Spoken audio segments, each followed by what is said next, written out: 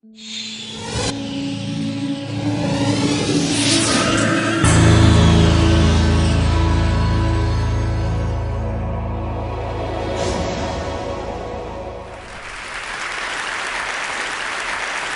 Zuckerberg, a journalist, was asking him a question about the news feed.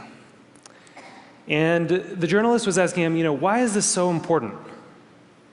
And Zuckerberg said, a squirrel dying in your front yard may be more relevant to your interests right now than people dying in Africa. And I want to talk about what a web based on that idea of relevance might look like.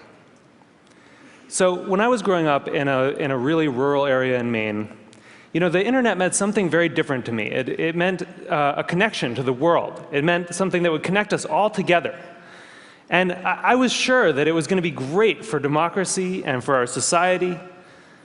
But there's this kind of shift in how information is flowing online. And it's invisible. And if we don't pay attention to it, it could be a real problem. So I first noticed this in a place I spend a lot of time, my Facebook page.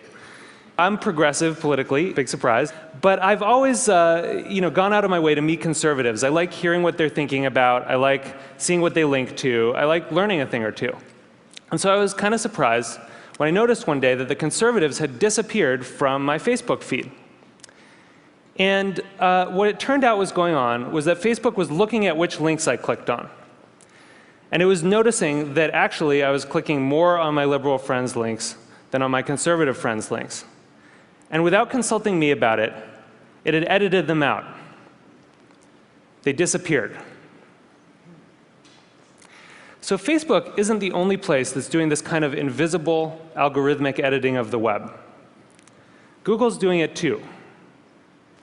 If I search for something and you search for something, even right now at the very same time, we may get very different search results. Even if you're logged out, one engineer told me, there are 57 signals that Google looks at. Everything from what kind of computer you're on, to what kind of browser you're using, to where you're located, that it uses to personally tailor your query results. Think about it for a second. There is no standard Google anymore. And the funny thing about this is that it's hard to see. You can't see how different your search results are from anyone else's. But a couple of weeks ago, I asked a bunch of friends to Google Egypt and to send me screenshots of what they got. So here's my friend Scott's screenshot. And here's my friend Daniel's screenshot. When you put them side by side, you don't even have to read the links to see how different these two pages are. But when you do read the links, it's really quite remarkable.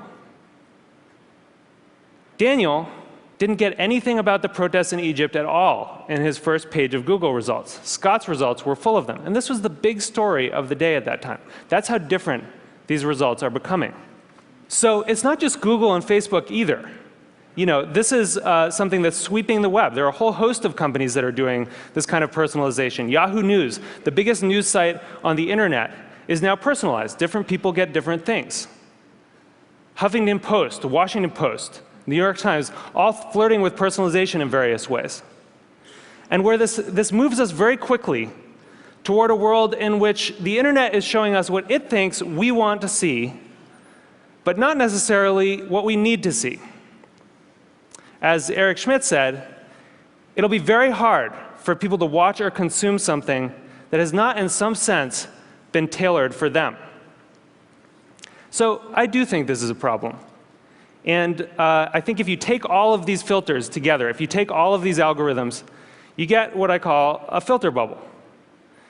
And your filter bubble is kind of your own personal, unique universe of information that you live in online.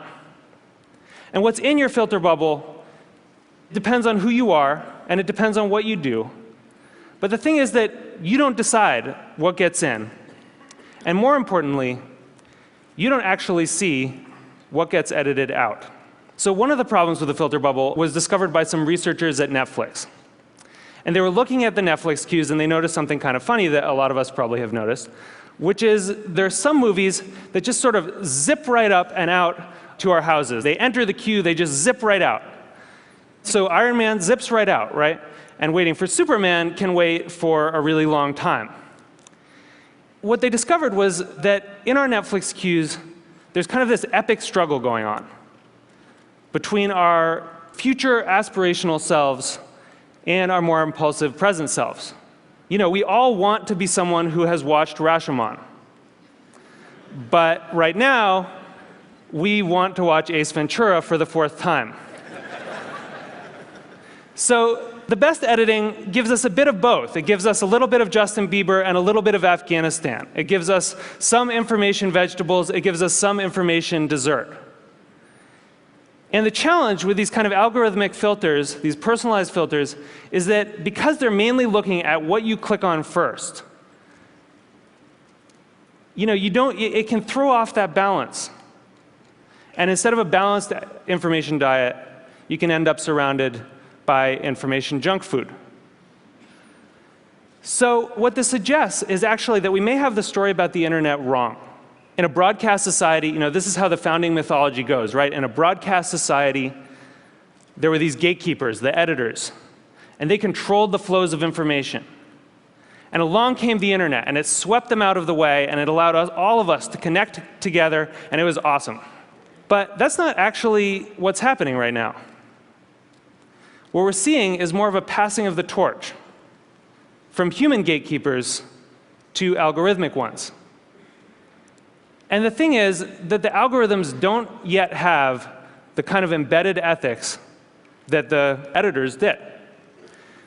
So if algorithms are going to curate the world for us, if they're going to decide what we get to see and what we don't get to see, then we need to make sure that they're not just keyed to relevance. We need to make sure that they also show us things that are uncomfortable or challenging or important. This is what TED does, right? Other points of view. And the thing is, we've actually kind of been here before as a society. In 1915, it's not like newspapers were sweating a lot about their civic responsibilities. Then people kind of noticed that they were doing something really important. That in fact, you couldn't have a functioning democracy if citizens didn't get a good flow of information. That the newspapers were critical because they were acting as the filter, and that journalistic ethics developed. It wasn't perfect, but it got us through the last century. And so now, we're kind of back in 1915 on the web. And we need the new gatekeepers to encode that kind of responsibility into the code that they're writing. You know, I know there are a lot of people here from Facebook and from Google, Larry and Sergey, who, you know, people who have helped build the web as it is, and I'm grateful for that.